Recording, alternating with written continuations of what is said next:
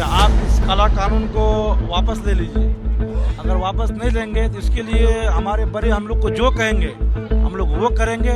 अगर आखिर में जान भी देना पड़ेगा तो हम लोग इस कानून के लिए जान दे देंगे। न किसी मुसलमान की होती है न किसी की नहीं होती है, सिर्फ ये अल्लाह के राह में दे दिया जाता है। ये अल्लाह का ज़मीन है, वक्फ वाली ज़मीन की जो ज़मीन है, मस्जिदें हैं, मदरसे हैं, वो मुसलमान की है। अगर ये सब कुछ हुआ होता तो उसी टाइम में फैसला हो गया होता, संविधान में ये सारी बातें लिख दी होती।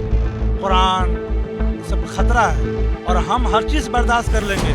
हम दीन के लिए कोई चीज़ बर्दाश्त नहीं करेंगे, उसके लिए हमको जान कुर्बान कर सकते हैं। सारी चीजें जी सारी चीज आप लोग सरकार हम लोगों के हक में जो करने जा रही है, ये बिल के खिलाफ उनके विरोध के लिए हम लोग आए थे अररिया से। मैं कहना चाहता हूँ नीतीश कुमार से कि उसमें कुछ बोले नीतीश कुमार जी कि ये बिल वापस ले ले। बिल वापस ले। बिल में ऐसा क्या है कि आप लोगों को लगता बिल है? में ऐसा क्या है, बहुत कुछ है इस बिल में। जैसे बताइए कुछ। इस क्या नहीं है हमारे ज़ात में, उसकी उसमें उनकी दखल अंदाजी है, हमारे हर चीज में दखल अंदाजी है, हमारे इबादत में दखल अंदाजी है, हर कुछ में दखल अंदाजी है। आपने देखा है बिल? देखा है? हाँ जी देखा, मैंने सुना है, मैंने बुजुर्गों से सुना है, मैंने उलमाओं से सुना है, जो हमसे बड़े हैं बुजुर्ग, उनसे सुना है। तो बहुत से लोग हैं आज देखिए यहाँ हर एक लोग बड़े बड़े लोग पहुँचे।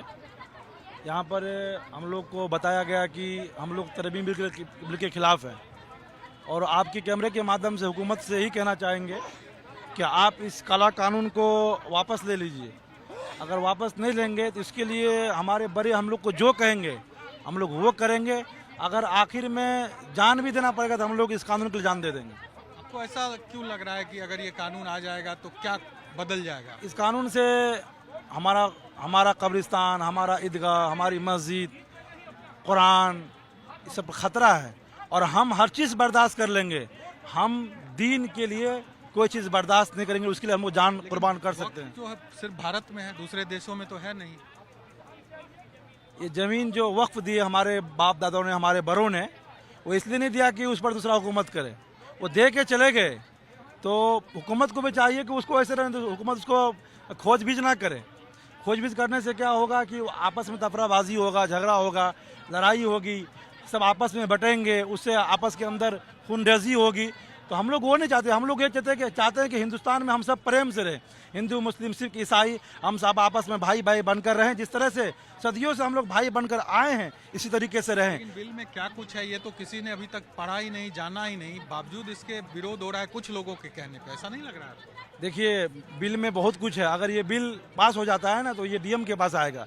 फिर हमारे घर में कोई मैयत हो जाएगी, जब तक वो डीएम नहीं कहेगा तो हम कब्रिस्तान उसको गाड़ नहीं सकते हैं। जब तक वो डीएम नहीं कहेगा हम लोग नमाज नहीं पढ़ सकते हैं। किसने बताया ये हमारे इसमें लिखा हुआ है, हमारे वक्फ बोर्ड में लिखा हुआ है ये सब चीज़। कौन पढ़ा? कौन?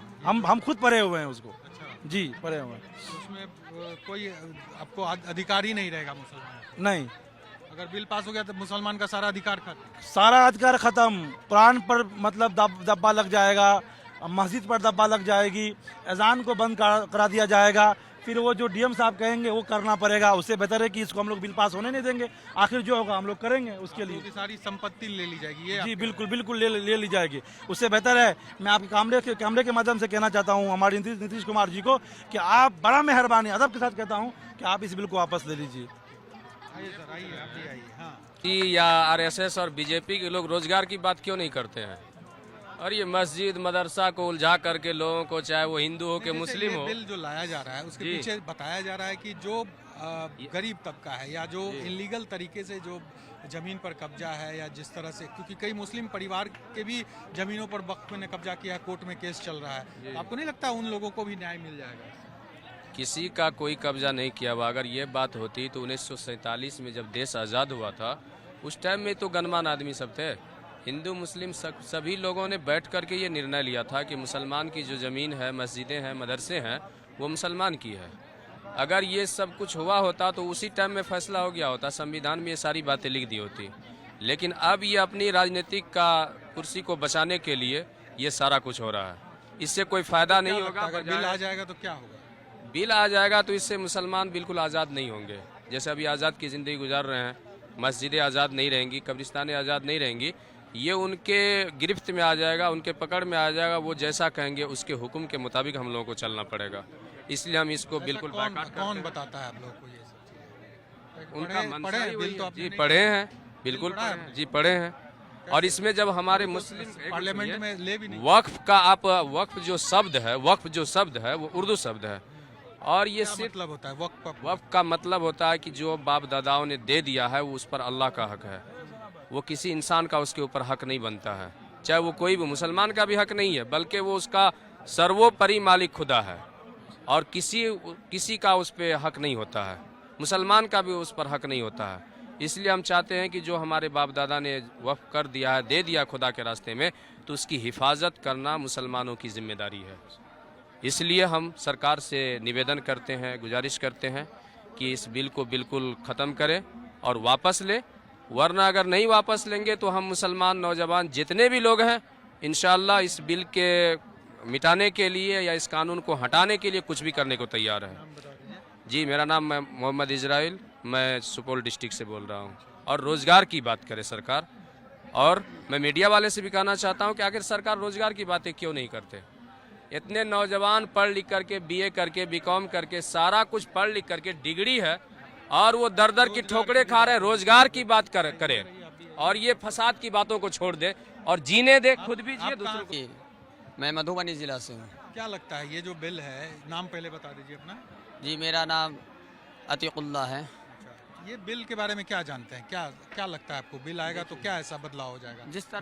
जिस तरह आप सवाल कर रहे हैं कि वक्फ बिल के बारे में, हमारे नबी सल्लल्लाहु अलैहि वसल्लम को गुजरे हुए 1400 साल हो गया, लेकिन 1400 साल से हमारे नबी सल्लल्लाहु अलैहि वसल्लम ने अपने नाम से वक्फ किए थे ज़मीन, और मुसलमानों ने करते आ रहा है और अब तक का मुसलमान किया है। ये वक्फ उसको कहते हैं जो अल्लाह के नाम पे हम दे दें, उसको हम वक्फ करते हैं। वक्फ वाली ज़मीन न किसी मुसलमान की होती है न किसी की नहीं होती है, सिर्फ ये अल्लाह के राह में दे दिया जाता है। ये अल्लाह का ज़मीन है, वक्फ वाली ज़मीन, और सरकार इसमें दखल अंदाजी कर। दिक्कत क्या आ रही है? सरकार क्या करेगी? अगर बिल आ जाएगा तो ऐसा क्या हो जाएगा कि वो अल्लाह का नहीं रहेगा, सरकार का हो जाएगा? ऐसा हो जाएगा। बिल पास हो जाने के बाद सरकार इस ज़मीन को अपने कब्जे में कर लेंगे, लेकिन ये अल्लाह की ज़मीन है। इसको जिस तरह मुसलमानों ने वक्फ कर दिया, ये ज़मीन को इसी तरह रहना चाहिए।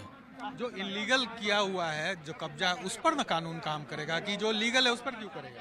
देखिए, लीगल इलीगल नहीं, जिस तरह वक्फ अगर मुसलमानों ने कर दिया, इस ज़मीन को इसी तरह रहना चाहिए। इसमें किसी सरकार को दखल अंदाजी नहीं करनी चाहिए। वो इलीगल भी हो। लीगल से हमको ये लेना देना नहीं है। ये वक्फ की ज़मीन है और वक्फ की ज़मीन वक्फ की ही रहेगी। ये अल्लाह की ज़मीन हो जाती है, मुसलमानों की ज़मीन नहीं होती है। बस इतनी बातों पर मैं ख़त्म करता हूँ।